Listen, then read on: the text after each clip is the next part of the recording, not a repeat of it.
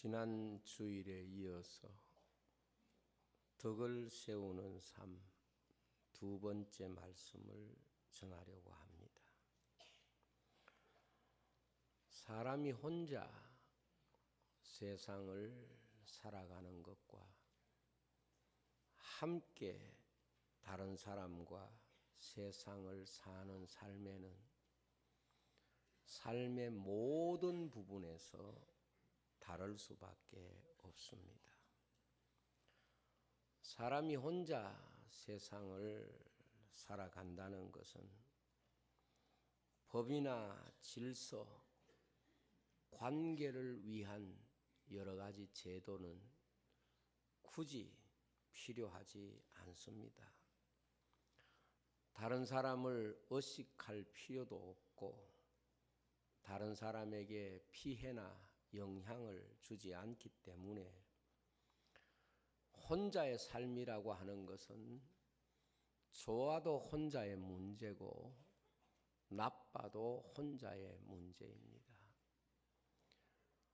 이익을 보더라도 혼자의 문제고 손해를 본다고 하더라도 혼자만을 위한 손해이기 때문에 혼자의 삶이 가지고 있는 가장 중요한 내용은 그 사람이 피해를 입든 유익하든 항상 자신의 삶이 혼자의 삶에 국한된다.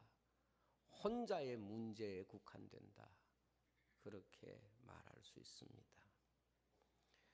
그러나 다른 사람과 더불어 산다는 것은 혼자의 삶과는 전혀 다른 구도를 가지고 살게 됩니다.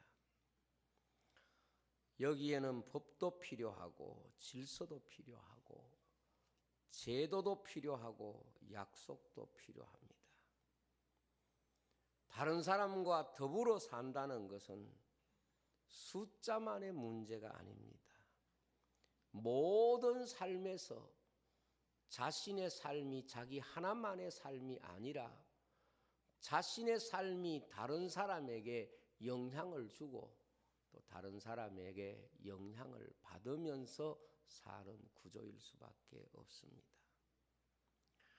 때문에 다른 사람과 더불어 사는 사람은 자기 하나만을 위하여 독립된 삶을 생각해서는 안 됩니다. 내 삶이 다른 사람에게 어떤 영향을 주고 다른 사람에게 어떤 원인과 결과를 주는가를 늘 생각하는 것이 더불어 사는 사람의 지혜고 자세인 것입니다. 예를 들면 아가씨와 엄마는 행복에 대한 기준이 전혀 다릅니다. 아가씨는 자기 혼자 행복하면 행복합니다. 불행해도 혼자 불행한 것입니다. 그러나 엄마는 아가씨와 동일한 조건을 가지고 있다고 하더라도 함께 행복하지 않으면 행복할 수 없는 관계라는 것이 존재하게 됩니다. 내가 아무리 지금 행복할 수 있는 요소가 있어도 지금 아기가 몸이 아프고 아기가 힘들어하면 내 혼자 행복하다고 해서 행복할 수 없는 것이 바로 더불어 행복해야 행복할 수가 있는 것입니다. 우리가 다른 사람과 함께 생활한다는 것은 함께의 문제가 개인의 문제보다 더 중요하다는 것, 이것을 우리는 말씀을 통해서 생각을 했습니다. 일반적으로 가정을 이루게 될 때에 서로를 향하여 서약을 합니다. 왜 가정을 이룰 때에 서약을 합니까? 이제는 혼자만의 삶을 내려놓겠다는 것입니다. 이제 혼자만의 삶을 안 살겠다는 뜻입니다. 서로를 위해서 지켜야 할 약속이 생기는 것입니다. 그래서 약속을 하는 것입니다. 일반적으로 가정을 이룸에 있어서 부부의 서약을 보면 부부의 서약 중에 가장 핵심적인 내용이 순결 약속입니다. 이게 무슨 뜻인가 하면 결혼하기 전에는 내 몸이 나 하나에게 속한 내 것이지만 결혼을 하게 되면 내 몸이 내 하나만의 것이 아니라 부부의 공동의 몸이 되어진다는 사실을 서로에게 약속하는 것이고 이것을 받아들이는 것을 말하는 것입니다.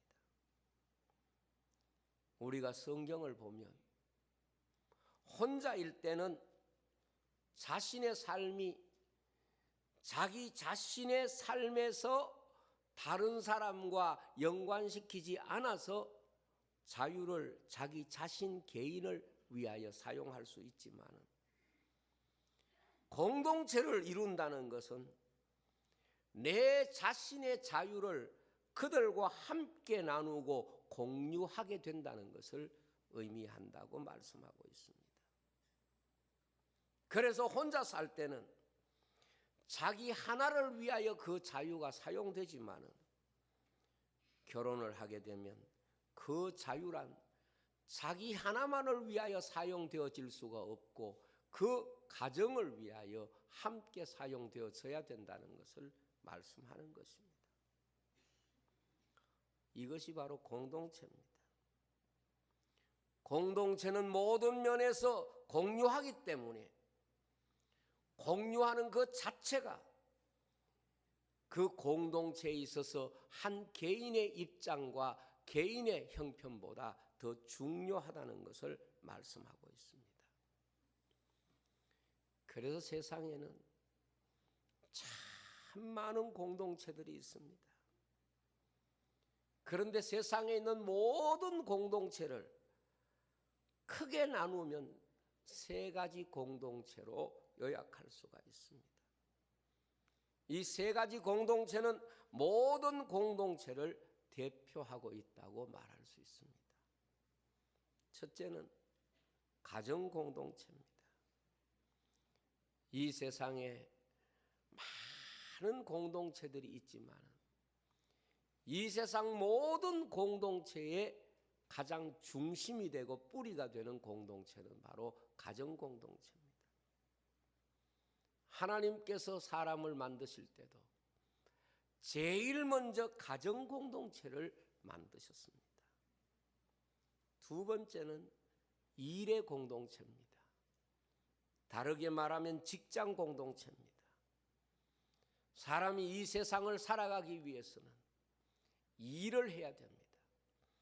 가정을 지키고 자기 개인의 삶을 유지하기 위해서는 일을 해야 되기 때문에 일의 공동체 혹은 직장 공동체가 이 세상에 살아가는 모든 사람들에게 형태는 다르지만은 주어져 있고 그 일의 공동체를 통해서 사람은 자신의 삶을 이어가게 되는 것입니다. 세 번째는 생활 공동체가 있습니다. 이 생활 공동체는 함께 인간관계를 맺고 함께 먹고 함께 마시고 함께 즐거워하고 함께 이웃하고 함께 조직을 만들고 국가를 만들고 하는 이런 여러 삶의 공동체를 말하는 것입니다. 이 세 가지 공동체는 하나만 행복하다고 행복해지지 않습니다. 온 가족이 불행한데 내 혼자 행복하다고 행복해질 수가 없습니다.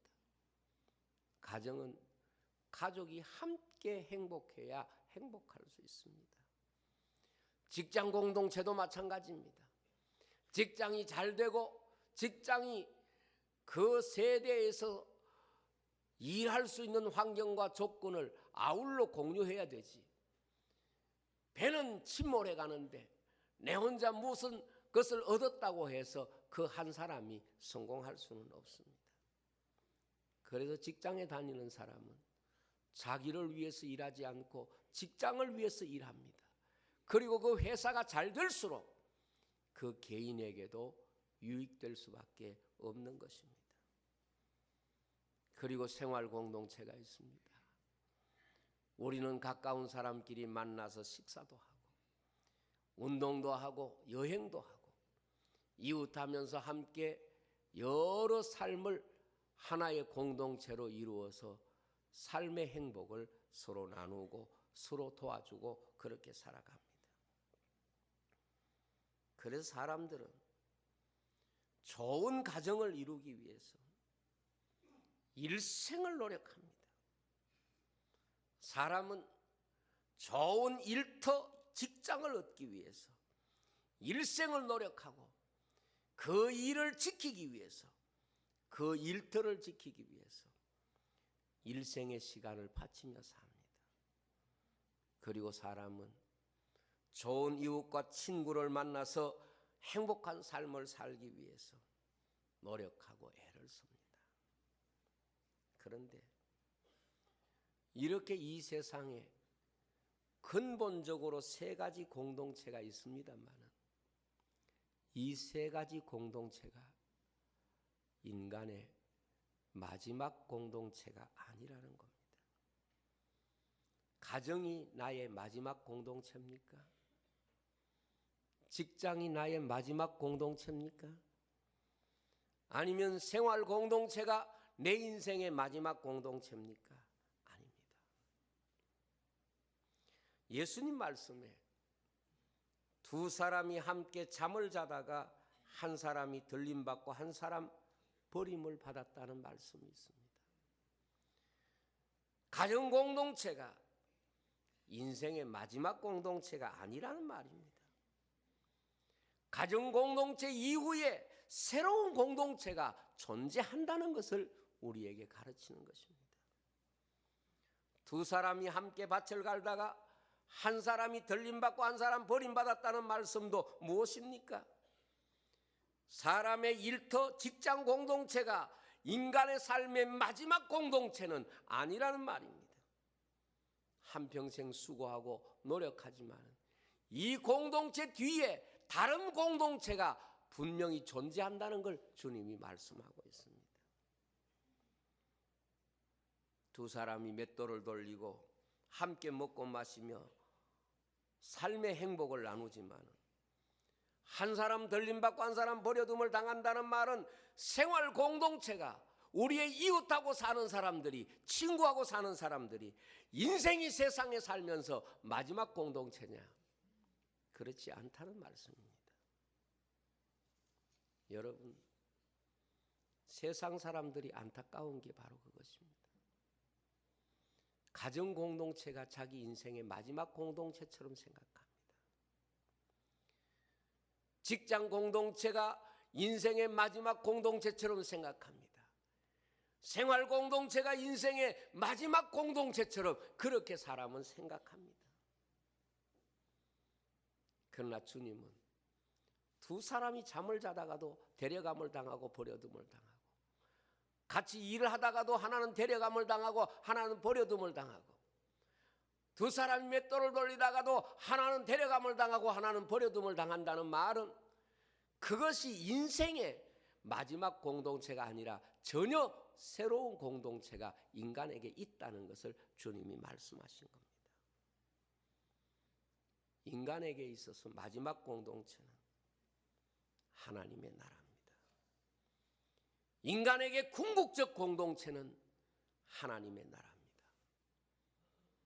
하나님은 이 공동체를 우리에게 주시기 위해서 그 아들을 우리에게 보내셨고, 예수님이 이 세상에 오셔서 이 세상 수많은 공동체들을 주님이 아시고 그 공동체 속에서 빠져서 그것밖에 보지 못하는 인생에게 영원한 생명의 공동체, 영원한 인생의 공동체인 하나님의 나라를 우리에게 주시기 위해서 십자가에서 죽으셨다는 것이 바로 복음의 이야기입니다. 왜 주님이 그 말씀을 주셨겠습니까? 이것이 마지막 공동체가 아니라고 깨우친 이유가 어디 있습니까? 하나님 나라의 공동체를 바라보고 살아야 된다.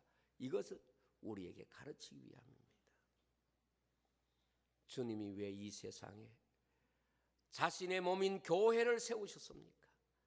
주님이 이 세상에 오셔서 하나님의 거룩한 나라의 길이 되시고 진리가 되신 것처럼 오늘 이 주님의 교회를 통하여 이 세상의 공동체와는 다른 영원한 공동체로 하나님의 나라를 공유하는 공동체로 세운 것이 바로 교회라는 것을 말씀하고 있습니다.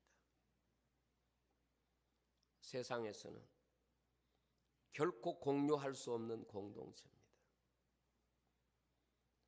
세상은 아무리 많은 사람이 모이고 아무리 부자가 모이고 아무리 권세 있는 사람들이 모이고 아무리 훌륭한 사람이 지도자로 세워졌다고 하더라도 하나님의 나라를 공유하는 공동체는 아닙니다. 주님이 교회를 세우신 것은 세상을 공유하라고 세우신 공동체가 아닙니다. 교회는 세상 사람과 전혀 다른 하나님의 나라를 공유하기 위하여 세운 공동체이기 때문에 주님은 이렇게 말씀하셨습니다. 나의 나라는 세상에 속하지 아니했다. 나의 나라는 세상에 속하지 아니했다. 이것이 주님이 우리에게 주실 영원한 공동체의 성격을 규정하고 있는 말씀입니다. 우리는 세상을 공유하기 위하여 세상 공동체에 충성합니다. 가정을 위하여 얼마나 노력합니까? 직장에 우리의 한평생 젊음의 시간을 다 갖다 바칩니다. 행복하기 위해서 우리는 얼마나 인간관계에 많은 시간을 바칩니까? 그러나 그것은 우리가 가지고 있는 마지막 공동체는 아닙니다. 교회는 오직 하나님의 나라를 우리가 함께 공유하기 위하여 이 세상에 주님이 세우신 공동체입니다. 그래서 교회는 천국 공동체입니다. 세상적 배경이 다르고 세상적 조건과 환경이 달라도 오직 하나님의 나라를 바라보는 그 동일한 믿음으로 이루고 있는 것이 바로 천국 공동체입니다. 그래서 주님은 교회를 세우실 때 베드로의 신앙 고백을 받으시고 이 신앙을 고백하는 모든 사람에게 천국의 열쇠를 주실 것을 베드로에게 약속하신 것입니다. 이 세상에서는 하나님의 나라를 공유하는 이런 공동체는 없습니다. 그런데 주님이 세상에 오셨을 때 예수님을 향하여 세상을 공유하자고 사람들은 너무도 많이 유혹하고 간청했습니다.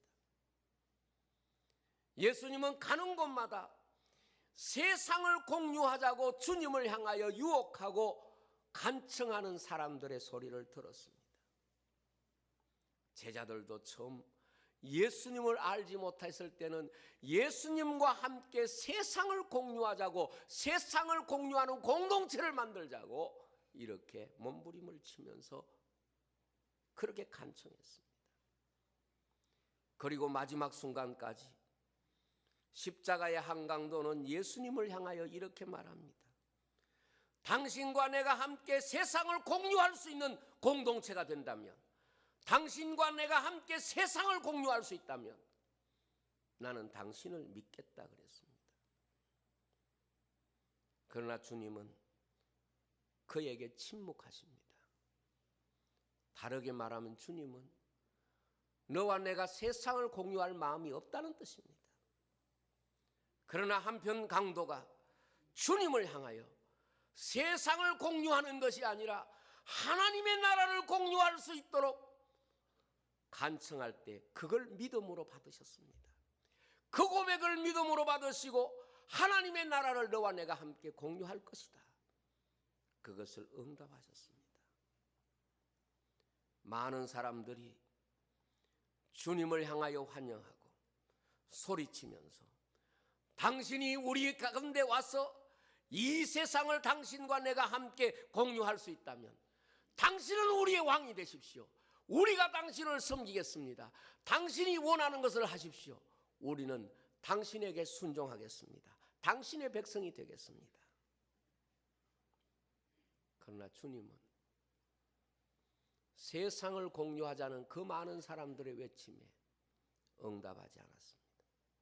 마귀도 예수님을 높은 데 데리고 가서 세상 영광을 다 보여주면서 너와 내가 함께 세상을 공유하자, 그렇게 미혹했습니다. 여러분, 세상이 주님의 몸인 교회를 향하여 항상 요구하고 있는 게 뭐라고 생각합니까? 세상이 교회를 향하여 끊임없이 요구하고 있는 것이 무엇입니까? 하나님 나라 대신에 이 세상을 공유하자는 것입니다. 이 세상을 교회와 세상이 함께 공유할 수 있는 방법을 찾고 그것을 연구하자. 이것이 세상이 교회를 향하여 끊임없이 요구하고 있는 외침입니다. 그러나 주님은 분명히 말씀했습니다. 내 나라는 세상에 속하지 않았다는 것입니다. 주님이 세상에 오신 것은 하나님의 나라를 우리와 공유하시기 위해서, 하나님의 나라를 우리에게 주시기 위해서 그렇게 세상에 오신 것이지, 지금도 주님은 하나님의 나라를 우리와 공유하시기 위해서 우리의 있을 곳을 예비하시는 분이신 것입니다. 우리가 성경을 통해서 그것을 배웁니다. 히브리서 보면 믿음의 사람들이 세대는 다르고 환경은 다르고 지역은 달라도 그들에게 있었던 공통점이 무엇입니까? 그들은 다 이 세상을 자신의 삶의 공유의 영역에 두지 않았습니다. 이 세상은 다 행인과 나그네로 살았던 사람들입니다. 그리고 더 나은 본향을 사모한 사람들입니다. 다르게 말하면 믿음의 사람들의 믿음이란 하나님의 나라를 공유했던 사람들입니다. 여러분, 열심과 믿음은 다른 것입니다. 이 세상을 소유하고 공유하기 위해서도 얼마든지 열심을 낼 수 있습니다. 잘못된 것을 위해서도 얼마든지 열심을 낼 수 있습니다. 믿음은 내가 하나님 나라의 백성이라는 걸 믿는 걸 말합니다. 예수 그리스도를 통하여 우리가 하나님의 나라를 소유하고 그 나라 백성이 된 것을 말하는 것입니다. 성경은 우리에게 이렇게 말씀했습니다. 세상이 너희에게 너희의 소망이 어디 있느냐 이렇게 물을 때에 우리 소망에 대한 이유를 묻는 자에게 대답할 수 있어야 된다, 그렇게 말씀했습니다. 바울 사도는 만약 우리에게 부활이 없다면 우리는 세상에서 가장 불쌍한 사람이다, 이렇게 규정했습니다. 그렇습니다. 왜 우리가 교회입니까? 세상 것을 공유하기 위해서 교회가 있습니까? 세상 것을 공유하기 위해서 교회가 있는 게 아닙니다. 교회는 하나님의 나라를 공유하고 이 하나님의 나라를 이 세상에 보여주기 위해서 이 세상에 존재하는 것입니다. 그러므로 오늘 교회는 이 세상에 나가서 하나님의 나라를 보여주기 위한 공동체의 모습을 보여주어야 합니다. 교회 공동체가 하나님 나라를 보여주기 위해서 이 세상에 존재하는 것입니다. 교회가 하나님의 나라를 볼 수 있을 때에 진정한 그리스도의 몸인 교회로서의 사명을 감당하는 것입니다. 교회는 이 땅에 세워진 천국 대사관입니다. 대사관은 그 본국을 보여주기 위해서, 본국의 사명을 감당하기 위해서 그 땅에 존재하는 것입니다. 오직 본국을 위해서 존재하고 있는 것이 대사관입니다. 그래서 그 나라에 있지만은 대사관은 그 나라에 속한 것이 아니라 본국에 속한 것입니다. 교회는 이 세상에 속한 게 아닙니다. 교회는 하늘에 속한 것입니다. 천국에 속한 것입니다. 우리 교회의 본국은 하나님의 나라입니다. 물론 우리 성도가 세상에 살 때에 육신이 있는 동안에는 이 세상도 우리의 본향이고 본국이고 조국인 건 사실입니다. 그러나 오늘 성도의 진정한 본향은 하나님의 나라라는 것을 늘 기억해야 합니다. 오늘 한국교회가 하나님의 나라를 보여주는 일에 실패하면 그 교회는 교회로서의 모습을 잃어버렸다고 말할 수 있습니다. 교회 공동체는 오로지 하나님의 나라를 보여주기 위해서 이 세상에 있는 것입니다. 만약 예수님께서 이 세상에 오셨을 때에 이 세상을 공유하는 일에 누구 한 사람이라도 손을 잡았다고 하면, 예수님이 이 세상 것을 공유하기 위해서 그 어떤 일을 하셨다고 하면 교회도 그 일을 할 수가 있습니다. 주님은 냉수 한 그릇을 대접하는 사람에게도 하나님 나라의 상이 큼이라고 말씀하셨습니다. 지금 한국교회를 바라보면서 한국교회가 너무 세상을 공유하는 일에 마음을 빼앗긴 나머지 하나님의 나라가 있다는 것을 이 백성에게 보여주는 일에 실패할까 두렵습니다. 여러분, 오늘 우리 성도는 누구를 만나더라도 내가 하나님의 나라를 보여줄 수 있는 사람으로 살아야 합니다. 그것이 천국 백성입니다. 이것은 우리가 이 세상에 할 수 있는 가장 위대한 섬김이고 충성인 것입니다. 마귀는 하나님의 나라에서 쫓김을 받았습니다. 왜 쫓김을 받습니까?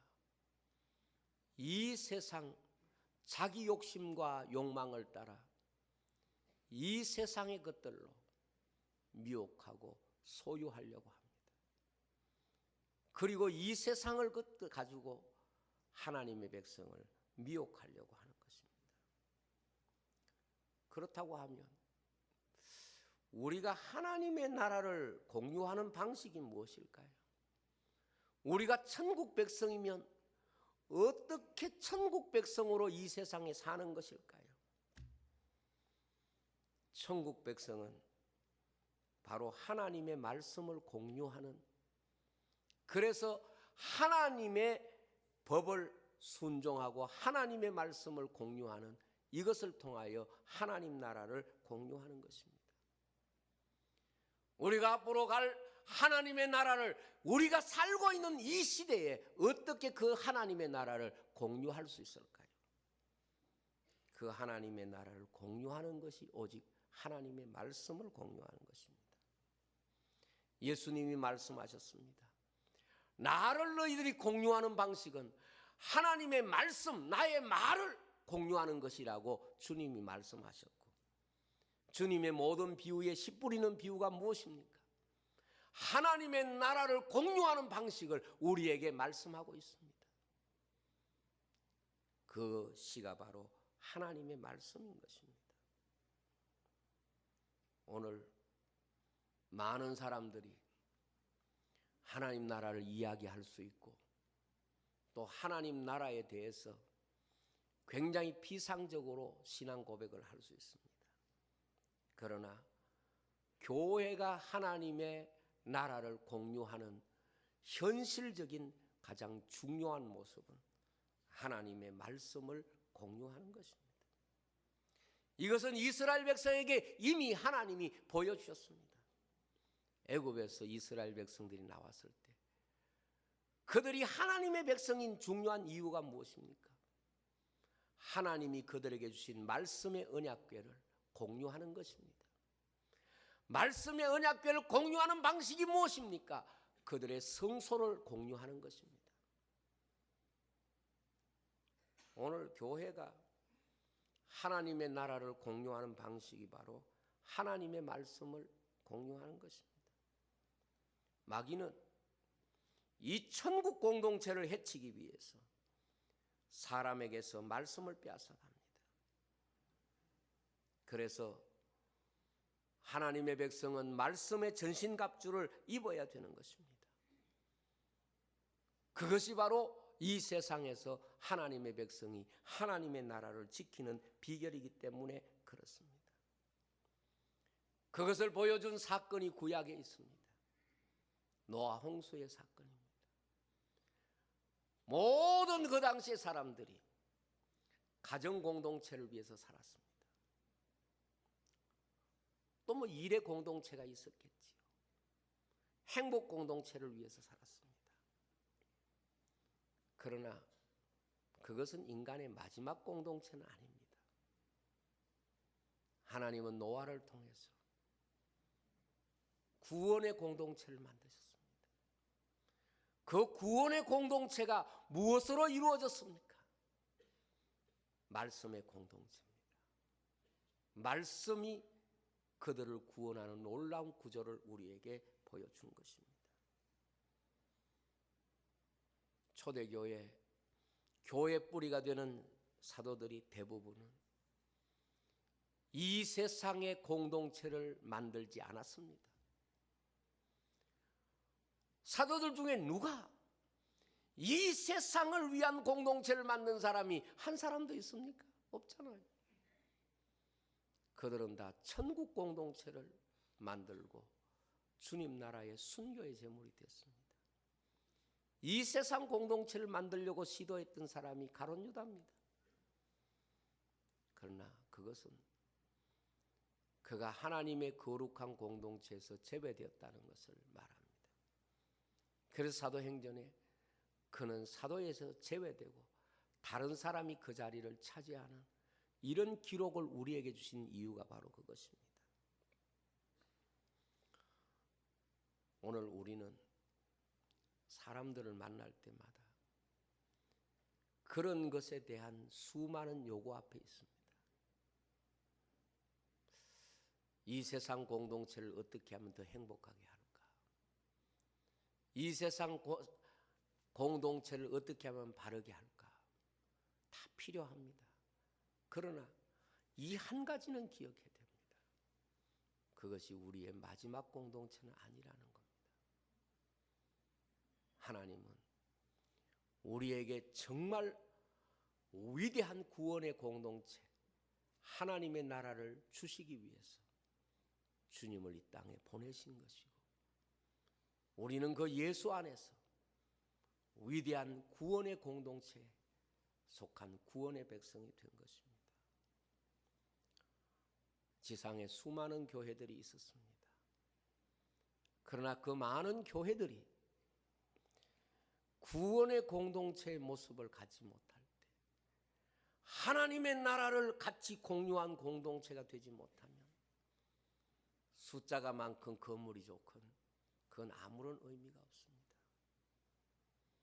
저는 이 땅에 숨어 있으면서 눈물로 기도하면서 아픔 가운데 있으면서도 하나님의 나라 공동체를 바라보고 예수 믿는 그 사람이 진정으로 예수 안에서 구원의 백성임을 믿습니다. 지구촌에는 이런 믿음의 사람들이 분명히 있고, 우리는 이런 믿음의 사람들의 믿음을 계승하고 그 믿음을 따라 또한 살아가야 될 줄로 믿습니다. 말씀을 마치겠습니다. 여러분, 금년 한 해 여러분들이 교회 성도라고 하는 이유를 다른 사람에게 세상을 가지고 설명하지 마세요.